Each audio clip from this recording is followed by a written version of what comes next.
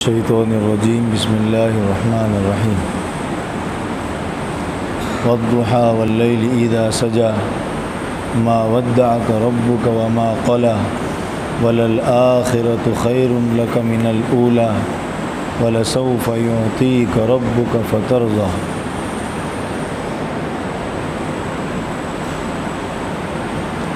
ألم يجدك يتيما فآوى ووجدك ضالا فهدى ووجدك عائلا فأغنى فأما اليتيم فلا تقهر وأما السائل فلا تنهر وأما بنعمة ربك فحدث صدق الله العظيم وصدق رسوله النبي الكريم ونحن على ذلك لمن الشاهدين والشاكرين۔ سورہ والضحیٰ کے باب میں ہمارا مذاکرہ چل رہا تھا۔ بتلایا گیا تھا کہ یہ سورت ایک خاص واقعے کے تحت نازل ہوئی ہے۔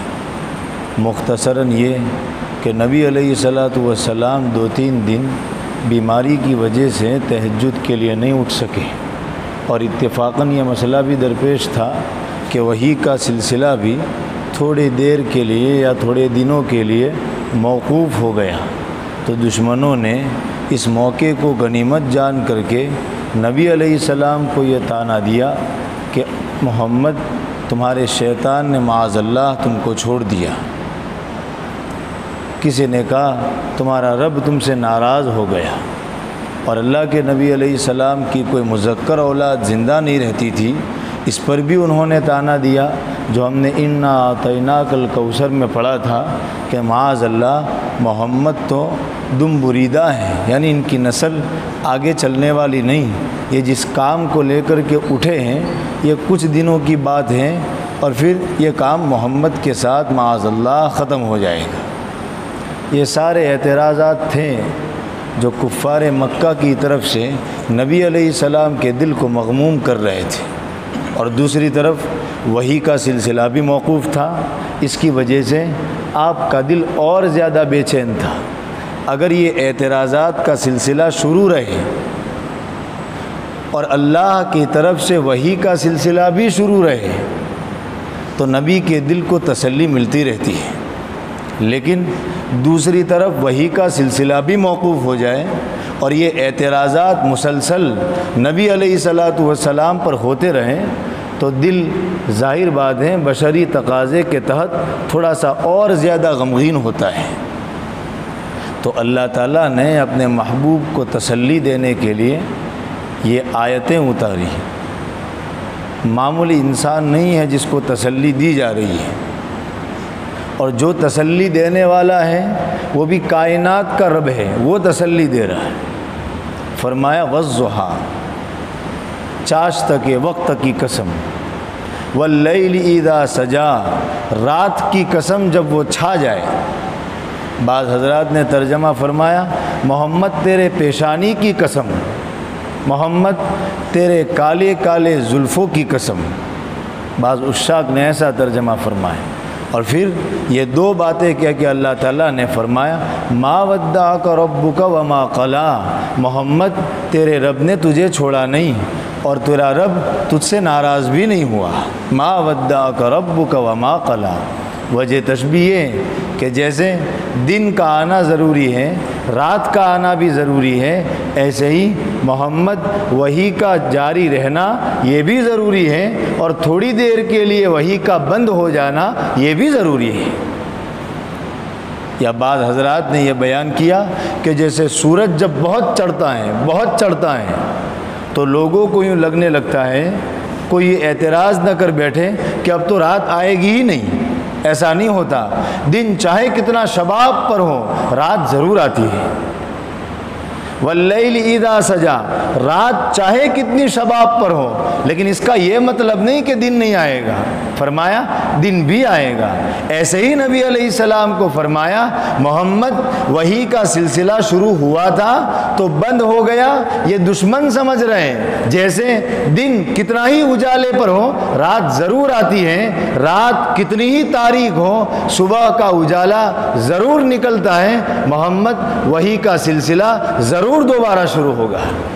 تسلی نبی علیہ السلام کو ان قسموں کے ضمن میں دی جا رہی ہے۔ اور دوسری طرف محمد تمہاری پیشانی کی میں قسم کھا رہا ہوں، بھلا وہ رب جو تمہارے پیشانی کی قسم کھائے وہ تم کو چھوڑے گا؟ اس کو تم سے پیار ہے اس لیے وہ تمہاری پیشانی کی قسم کھا رہا ہے۔ واللیل اذا سجا، محمد وہ رب تمہارے کالے کالے زلفوں کی قسم کھا رہا ہے، اس کو تم سے پیار ہے، وہ تم کو چھوڑے گا نہیں، یہ دشمن سمجھ رہے ہیں۔ والضحیٰ واللیل اذا سجا ما ودعک ربک وما قلی، تمہارے رب نے تم کو چھوڑا نہیں اور تم سے ناراض بھی نہیں ہوا۔ یہ جو دشمن کہتے ہیں کہ تمہارا سلسلہ نہیں چلے گا، میں تمہارا نسب قیامت تک کے لیے چلاؤں گا، میں تمہارا نام اتنا ہی زیادہ روشن کروں گا جتنا یہ دشمن مٹانے پر ہے۔ اور واقعتاً ایسا ہوا، ابو جہل کا نام کسی نے نہیں رکھا، محمد شاید دنیا میں سب سے زیادہ ہو۔ یہ دلیل ما ودعک ربک وما قلی۔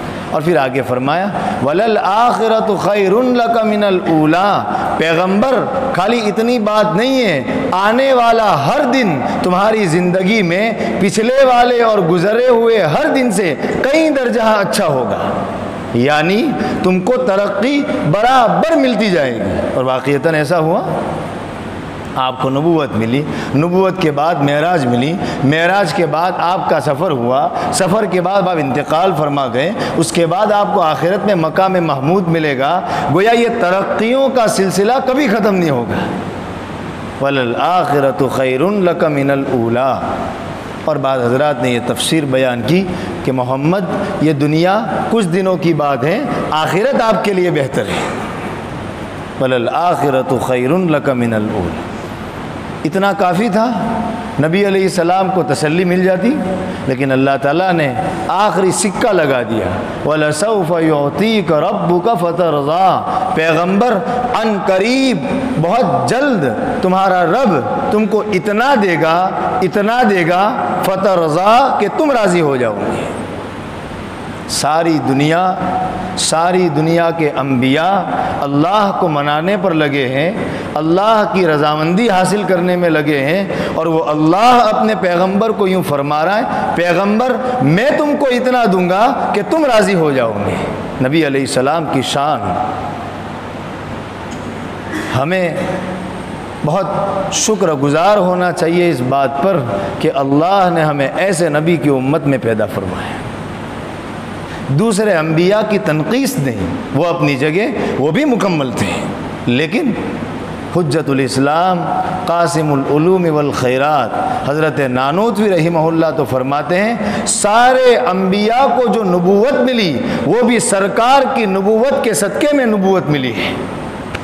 بہت عجیب و غریب حضرت کا یہ جملہ ہے، فرمایا موسیٰ کو جو نبوت ملی محمد کے صدقے میں ملی ہے، عیسیٰ کو جو نبوت ملی محمد کے صدقے میں ملی ہے، سارے انبیاء کو جو نبوت ملی ہے اس کا سورج محمد ہے، اور سارے انبیاء اس سورج کا نور ہے۔ یہی تشبیہ دی حضرت نے اپنی کتاب تحذیر الناس میں۔ تو اللہ تعالیٰ فرما رہے ہیں وَلَسَوْفَ يُعْطِيكَ رَبُّكَ فَتَرْضَىٰ، پیغمبر تمہارا رب تم کو اتنا دے گا کہ تم راضی ہو جاؤ گے۔ اور فرمایا لَسَوْفَ، اہل علم جانتے ہیں سوف کا معنی ہوتا ہے ان قریب، بہت جلد، یہ بھی نہیں کہ یہ وعدہ بہت دور ہو، بہت جلد تمہارا رب تم کو اتنا دے گا کہ تم خوش ہو جاؤ گے۔ وہ نبی کس پر راضی ہوگا؟ مفتی شفیع صاحب نے معارف القرآن میں نقل فرمایا کہ جب یہ آیت اتری تو نبی علیہ الصلوۃ والسلام نے ایک جملہ ارشاد فرمایا، اذن لا ارضا وواحد من امتی فی النار، میری امت کا آخری آدمی جب تک جہنم سے نکل کر جنت میں نہ چلا جائے میں راضی نہیں ہوں گا۔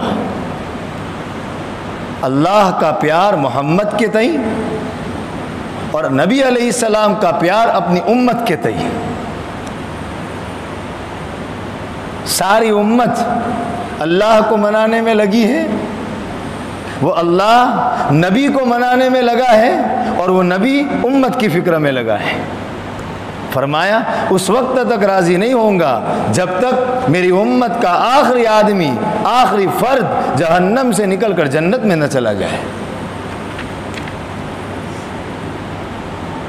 روایت میں نبی علیہ السلام نے فرمایا، اللہ میری امت کے بارے میں میری سفارش ضرور قبول کرے گا، یہاں تک کہ اللہ فرمائیں گے رضیت یا محمد، اے محمد اب راضی ہو گئے؟ نبی علیہ السلام روایت میں فرماتے میں کہوں گا رضیت، ہاں اللہ میں راضی ہو گیا۔ اور ایک عجیب بات آیت میں دیکھیں، اللہ نے یہ نہیں فرمایا کہ میں تم کو یہ دوں گا، اس کا تذکرہ نہیں، خالی اتنا فرمایا میں تم کو اتنا دوں گا کہ آپ راضی ہو جائیں گے، یعنی بہت دوں گا جو گنایا بھی نہیں جا سکتا۔ فَلَسَوْفَ يُعْطِيكَ رَبُّكَ فَتَرْضَىٰ، مسلم شریف کی روایت مفتی شفیع صاحب نے معارف القرآن میں نقل فرمائی۔ حضرت عمرو ابن عاص رضی اللہ تعالیٰ عنہ روایت کے راوی ہیں، فرماتے ہیں ایک دن نبی علیہ السلام نے وہ آیت تلاوت فرمائی جس کا تعلق حضرت ابراہیم علیہ السلام سے ہے، یعنی حضرت ابراہیم علیہ السلام نے وہ بات ارشاد فرمائی تھی، وہ قرآن میں ہے، فَمَن تَبِعَنِي فَإِنَّهُ مِنِّي وَمَنْ عَصَانِي فَإِنَّكَ غَفُورٌ رَحِيمٌ۔ اور پھر آپ علیہ السلام نے دوسری وہ آیت پڑھی جو حضرت عیسیٰ علیہ السلام کا ملفوظ تھا اور حضرت عیسیٰ کا قول تھا، إِن تُعَذِّبْهُمْ فَإِنَّهُمْ عِبَادُكَ۔ پھر آپ علیہ السلام نے ان دونوں نبیوں کی بات کو نقل کرنے کے بعد دونوں ہاتھ دعا کے لیے اٹھائے اور گریہ وزاری شروع فرمائی اور فرماتے تھے اللہم امتی، اللہم امتی، اللہ میری امت۔ اللہ تعالیٰ نے حضرت جبرائیل کو بھیجا کہ آپ کو پوچھیں کہ کیوں رو رہے ہیں؟ بیٹا روتا ہے، ماں کی مامتا جوش مارتی ہے، نبی کی آنکھوں میں جب آنسو آتے ہیں تو اللہ کی رحمت جوش مارتی ہے۔ طائف میں اللہ نے رسول فرشتوں ہی کو تو بھیج دیا، جاؤ میرا لاڈلا رو رہا ہے، وہ زخمی ہے، اس کی جوتیوں میں خون ہے۔ بہرحال آپ علیہ السلام نے فرمایا میں اپنی امت کی معافی چاہتا ہوں۔ قربان جائیں، اپنے لیے سوال کرنے کے بجائے امت کے لیے فرمایا میں اپنی امت کی معافی چاہتا ہوں۔ اللہ تعالیٰ نے جبرائیل امین سے فرمایا جاؤ اور کہہ دو اللہ آپ سے فرماتے ہیں ہم آپ کو آپ کی امت کے بارے میں راضی کر دیں گے اور غمگین نہیں کریں گے۔ یہ اللہ تعالیٰ کا پیار ہے نبی علیہ الصلوۃ والسلام کے تئیں، یہ آپ کی شان ہے۔ وَرَفَعْنَا لَكَ ذِكْرَكَ، نبی ہم آپ کی شان کو بلند کریں گے۔ اذان میں معمولی بات ہے، جہاں اللہ کا نام پکارا جا رہا ہے وہاں نبی علیہ السلام کا تذکرہ ساتھ میں، وَأَشْهَدُ أَنَّ مُحَمَّدًا رَسُولُ اللَّهِ، یہ آپ علیہ الصلوۃ والسلام کا مقام ہے اور نبی علیہ السلام کی محبت اپنی امت کے تئیں۔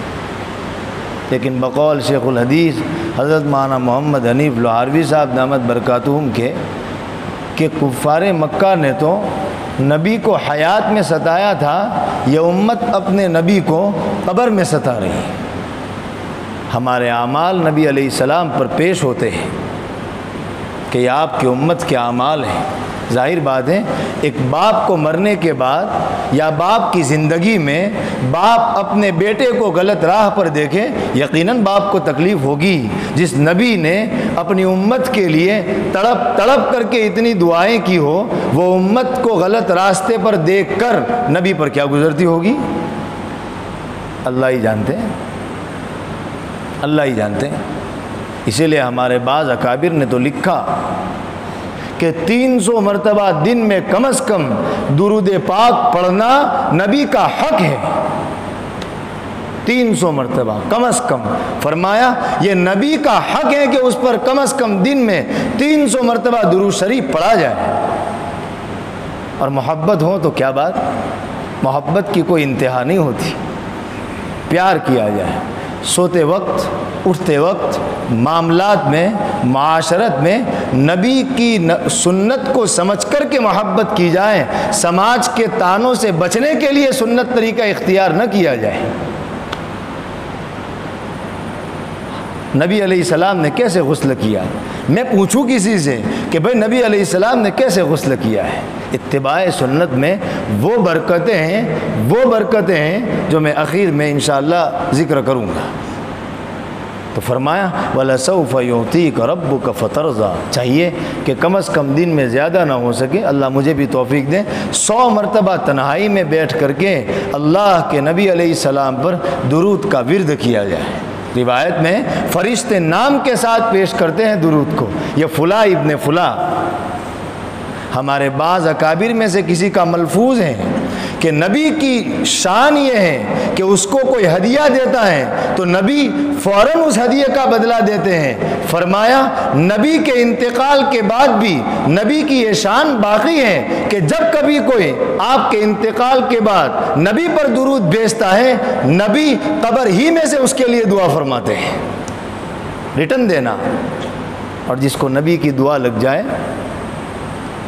علامہ حالی نے ایک شعر کہا ہے، اے خاصان رسول وقت دعا ہے، امت پہ تیری آ کے عجب وقت پڑا ہے. مفتی شفیع صاحب جب حج کرنے کے لیے جاتے تھے تو مزار اقدس کے پاس حاضر نہیں ہوتے تھے. فرمایا کیا منہ لے کر کے اس نبی کے پاس جاؤں؟ ستون کے پیچھے کھڑے ہو جاتے تھے اور وہیں سے بس قبر کو دیکھتے تھے. فرمایا کیا منہ لے کر کے نبی کے سامنے جاؤں؟ یہ استہزار کہ نبی پر کیا گزرتی ہوگی. آواز آئی ایک دن، شفیع جو ہماری سنتوں پر عمل کر رہا ہے وہ ہم سے قریب ہیں چاہے وہ بہت دور ہو، اور جو ہماری سنتوں کو چھوڑ رہا ہے وہ ہم سے دور ہیں چاہے وہ ہم سے قریب ہو. آواز آئی. نبی علیہ السلام کی زندگی میں صحابہ کرام نے برکتیں دیکھی. آپ کے انتقال کے بعد اگر یہ امت اپنے نبی سے جڑے گی تو یقین ہے وہی برکتیں دیکھے گی جو صحابہ نے دیکھی. نبی کی ذات بہت بلند ہے. بہرحال پھر اس کے بعد اللہ تعالیٰ نے 3 باتیں ارشاد فرمائیں.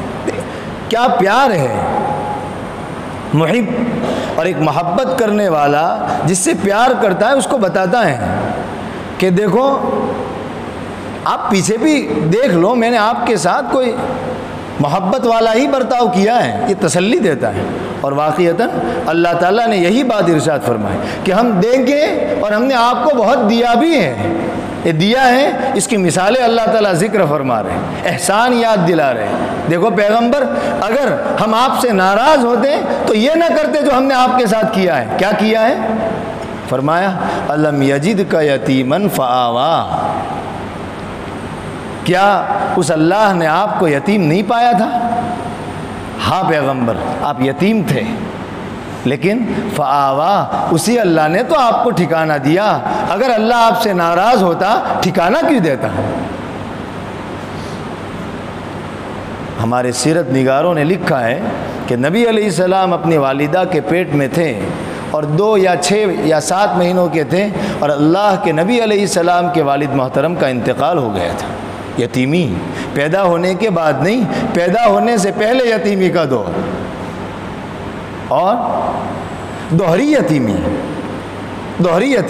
مفتی سعید صاحب نے ہدایت القرآن میں لکھا رحمہ اللہ، دوہری یتیمی. آپ کی تو والدہ کا انتقال بھی 6 سال کی عمر میں ہو گیا،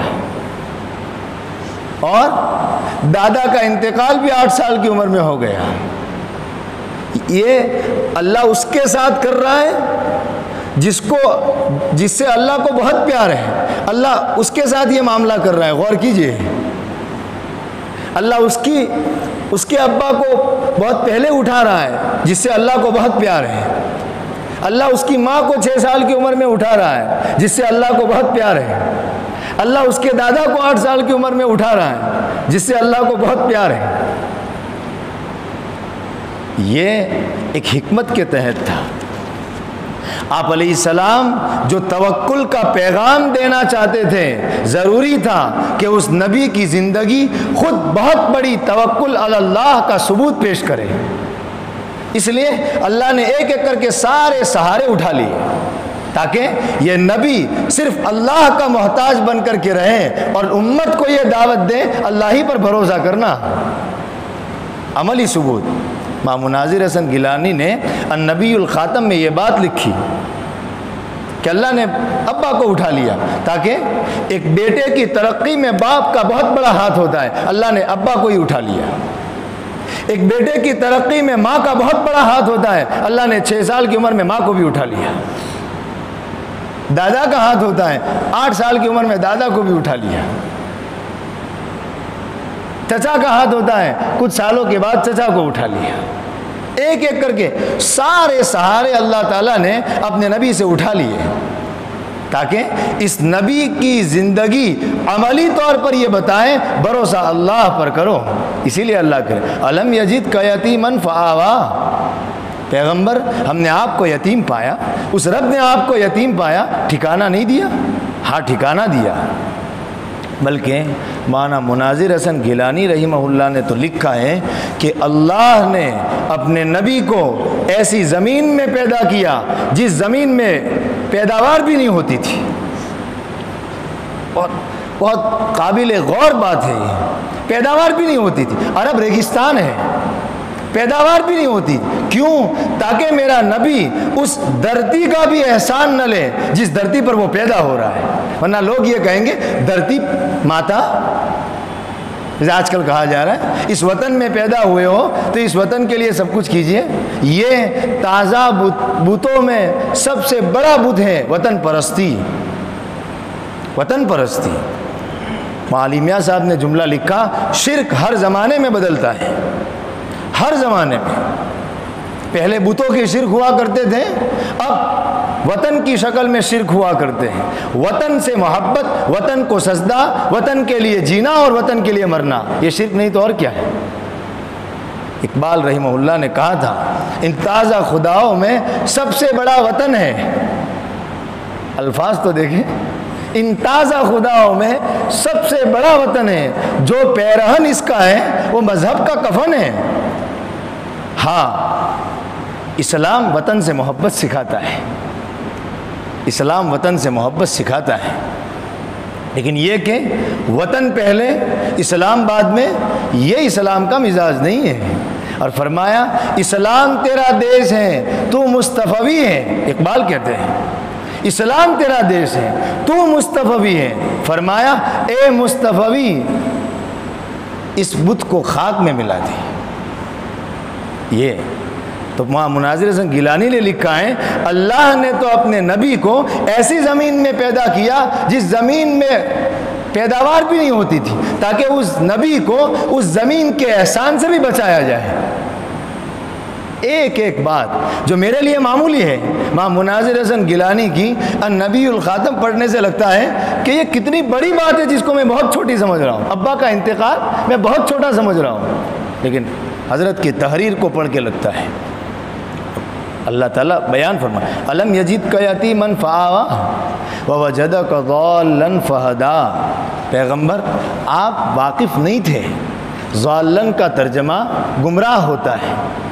حضرت اقدستانوی رحمہ اللہ فرماتے ہیں گمراہ نبی کے حق میں ٹھیک نہیں، یہ ترجمہ کیا جائے آپ بے خبر تھے، آپ کو خبر نہیں تھی، شریعت کی آپ کو خبر نہیں تھی، آپ کو ان اسلام کے بارے میں معلومات نہیں تھی جو وحی کے ذریعے سے اللہ نے اپنے پیغمبر کو عطا فرمائی۔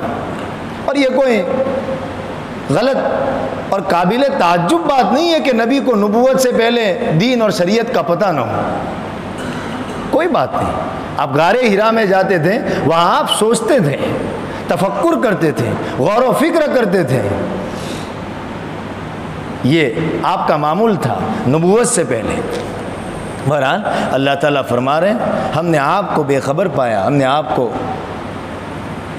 واقف کرایا شریعت سے. وَوَجَدَكَ ضَالًّا فَهَدَىٰ وَوَجَدَكَ عَائِلًا فَأَغْنَىٰ. پیغمبر ہم نے آپ کو محتاج پایا، اس اللہ نے آپ کو محتاج اور فقیر پایا. فَأَغْنَىٰ، پھر اللہ نے آپ پر ایسی بارش کی کہ اس اللہ نے آپ کو مالدار کر دیا، غنی کر دیا. اسباب کیا ہوئے؟ حضرت خدیجۃ الکبریٰ رضی اللہ تعالیٰ عنہا بہت بڑی مالدار اور بزنس مین خاتون.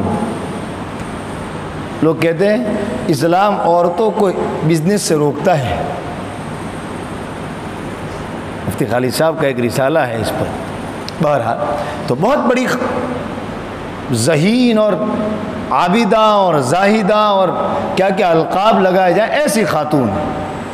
نبی جب غار ہرا میں سے پہلی وحی کے بعد لوٹتے ہیں تو فرماتے ہیں واللہ لقد خشیت علی نفسی. خدیجہ مجھے تو جان کا خطرہ تھا. اس وقت تسلی کون دے رہی ہے؟ اس وقت نبی کو تسلی حضرت خدیجۃ الکبریٰ رضی اللہ تعالیٰ عنہ دے رہی ہے. اس سے اندازہ لگائیں حضرت خدیجہ کے مقام کا. امت بیمار ہوتی ہے نبی تسلی دیتے ہیں، نبی بیمار ہے عورت تسلی دے رہی ہے. الہامی جملے تھے جو حضرت خدیجہ نے فرمائے. بہرحال تو حضرت خدیجہ کا مال آپ نے لیا، محنت آپ کی تھی، پیسہ حضرت خدیجہ کا تھا، جس کو علمی اصطلاح میں مزاربت کہتے ہیں. مزاربت. اور آپ نے پھر حضرت خدیجہ نے آپ کے وہ اخلاق دیکھیں کہ آپ سے نکاح کا پیغام. بہرحال اس میں اور بھی بہت سی باتیں ہیں، لیکن انشاءاللہ کبھی اور موقع آئے گا تو وہاں ان باتوں کو ذکر کروں گا. انشاءاللہ مذاکرے میں لائیں گے، ہم سمجھیں گے. چلیے 2 منٹ کی ایک بات کہیں دیتا ہوں. آپ علیہ السلام پر یہ اعتراض کیا جا رہا ہے کہ تمہارے نبی اور 7 اور 8 اور 9 سال کی بچی حضرت عائشہ سے نکاح کریں. معاذ اللہ، تمہارے پیغمبر شہوت پرست تھے. معاذ اللہ، 1000 مرتبہ اللہ کی پناہ. ایسا اعتراض کرتے ہیں. لیکن اندازہ لگائیں نبی جب عین جوانی میں ہے، 25 سال میں ہے، تو وہ نبی نکاح کر رہا ہے 40 سال کی عورت سے. اور سیرت میں ہے جب تک حضرت خدیجہ زندہ رہی اللہ کے نبی علیہ السلام نے کسی اور سے نکاح نہیں کیا. اور 25 سال نکاح رہا. اس وقت نبی کی عمر کتنی ہو گئی؟ 50. اور جب عمر 50 ہو رہی ہے تو اللہ کے نبی سب عورتوں سے نکاح کر رہے ہیں. یہ 100% غلط بات ہے، حقیقت سے ہٹی ہوئی بات ہے. بہرحال تو اللہ تعالیٰ یوں فرما دیں ہم نے آپ کو محتاج پایا، ہم نے آپ کو غنی کیا. حضرت خدیجہ کا مال حضور نے اپنی ذات کے لیے استعمال نہیں فرمایا. سیرت میں لکھا ہے کہ حضرت خدیجہ آپ کی اہلیہ محترمہ ہیں، ہماری ماں ہیں، لیکن اللہ کے نبی نے اپنے بیوی کے اس مال کو اپنی ذات پر خرچ نہیں فرمایا، امت کے لیے خرچ فرمایا. نبی کا مزاج بچپن سے اپنے ہاتھ سے کما کر کھانے کا تھا. حضرت ابو طالب نے جب آپ کو لیا ہے تو ابو طالب آپ کو کیا لیتے؟ آپ نے تو خود حضرت ابو طالب کے ایک بچے حضرت علی کو اپنے پرورش میں لے لیا تھا. سیرت میں لکھا ہے.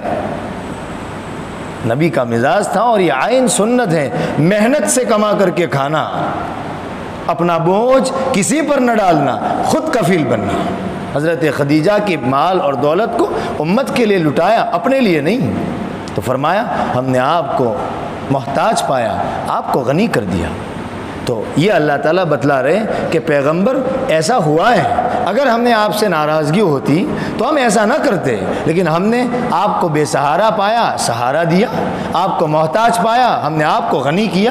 اتنے سارے ہم نے آپ پر احسانات کیے ہیں، اور آئندہ بھی وَلَسَوْفَ يُعْطِيكَ رَبُّكَ فَتَرْضَىٰ، ہم آپ کو اتنا دیں گے کہ آپ راضی ہو جائیں گے. بہرحال اس صورت میں اور بھی 3 مسئلے ہیں جن میں اللہ تعالیٰ فرما رہے وَأَمَّا السَّائِلَ فَلَا تَنْهَرْ وَأَمَّا الْيَتِيمَ فَلَا تَقْهَرْ وَأَمَّا السَّائِلَ فَلَا تَنْهَرْ وَأَمَّا بِنِعْمَةِ رَبِّكَ فَحَدِّثْ. اس کو انشاءاللہ اگلے مذاکرے میں لائیں. وصلی اللہ.